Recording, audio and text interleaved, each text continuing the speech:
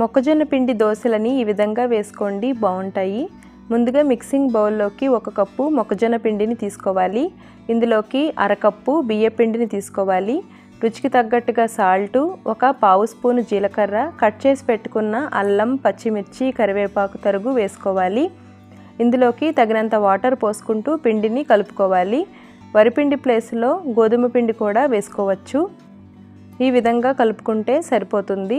నానబెట్టన అవసరం లేదు, ఇన్స్టెంట్గా అప్పటికప్పుడు వేసేసుకోవచ్చు, చాలా బాగుంటాయి. ఇప్పుడు పెనం పెట్టుకుని పెనం బాగా వేడైన తర్వాత దోశ వేసుకోవడమే. ఇందులో కార్బోహైడ్రేట్స్ ఎక్కువగా ఉంటాయి కాబట్టి పిల్లలకి ఈవినింగ్ స్నాక్ లాగైనా లేదంటే మార్నింగ్ బ్రేక్ఫాస్ట్గా అయినా చేయొచ్చు, చాలా టేస్టీగా ఉంటాయి. ఇప్పుడు ఈ విధంగా 2 వైపులా ఫ్రై చేసుకుంటే చాలా బాగుంటాయి. వేడివేడిగా తింటే చాలా రుచిగా ఉంటాయి. వీడియో నచ్చితే లైక్ చేయండి.